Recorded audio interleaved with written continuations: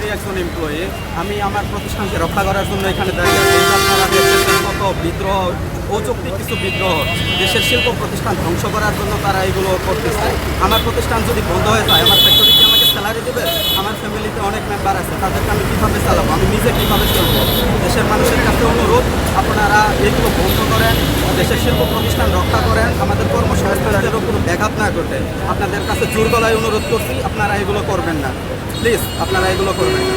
প্রায় সবাই আমরা অনেকদিন থেকে গত মাস থেকে দেখতেছি বহিরাগত কিছু লোককে আসলে গেটে এসে হামলা করে এবং গেটে হামলা ভাঙচুর করার কারণেই আসলে আমাদের যে এলাকার যে লোকজন আছে, স্থানীয় প্রতিনিধি আছে, ওনারাই আমাদেরকে হেল্প করতেছে যাতে এই ধরনের ফ্যাক্টরিগুলোতে না ঘটে এবং ফ্যাক্টরি গার্মেন্টসের চাকাটা যাতে সচল থাকে, এই জন্যই আমাদের এই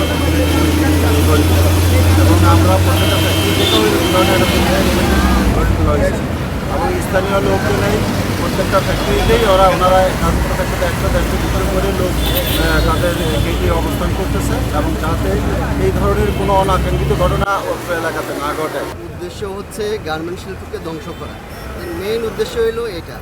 আর যারা আসতেছে আসলে এরা একটাও গার্মেন্টস কর্মী না, সবাই ছোট ছোট বাচ্চা 12 থেকে 14 বছর বয়স, যারা একটাও গার্মেন্টস কর্মী না।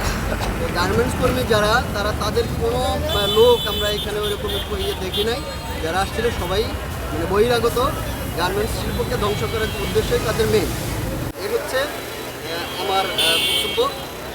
আর এই গার্মেন্টস শিল্পকে আমরা রক্ষা করার জন্যই আমাদের আশেপাশে যারা আছে, এলাকার কিছু লোকজন আছে, আমাদের নিজেদের কর্মী আছে, আমরা আমাদের গার্মেন্টসকে বাঁচানোর জন্য এখানে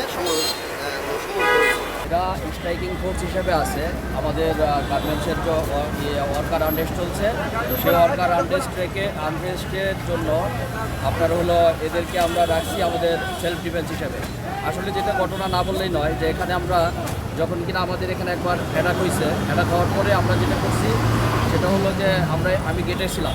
গেটে থাকার পরে দেখছি যে আমাদের যারা কিনা চাকরির জন্য আসছে, তারা অলরেডি পিছনে, তাদেরকে ঢাল হিসেবে ব্যবহার করে সামনে কিছু এমন লোক আসছে যারা চাকরির জন্য আসে নাই, তারা আসছে টুকাই টাইপের, এবং যারা আসার পরে গেট ঝাঁকি দিচ্ছে। তাদের উদ্দেশ্য হলো ফ্যাক্টরি থেকে ওয়ার্কার নামাই দিয়ে তাদের দল ভারী করবে এবং দল ভারী করবে। যখন দল ভারী করবে এরকম অবস্থা হয়েছে, আমাদের বাধ্য হয়ে সেদিন ওরা গেট ভেঙে ফেলতেছে।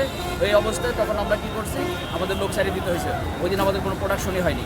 আর এখানে আপনি যেটা দেখতেছেন, কিন্তু আমাদের প্রতিদিনই রাখতে হচ্ছে।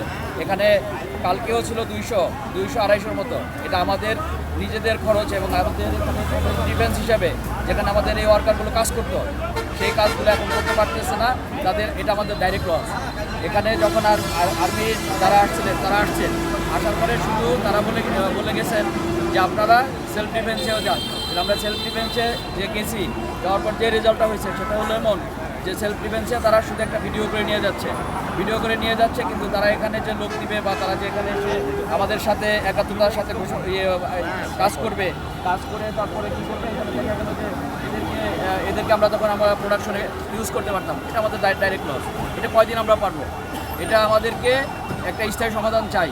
এই স্থায়ী সমাধান বিজেএমই বলেন বা এখানে যারা প্রশাসন আছে, সরকার প্রধান উপদেষ্টার কাছে বিশেষ অনুরোধ, সে যেন এই বিষয়টাকে দ্রুত সমাধানের জন্য কাজ করেন।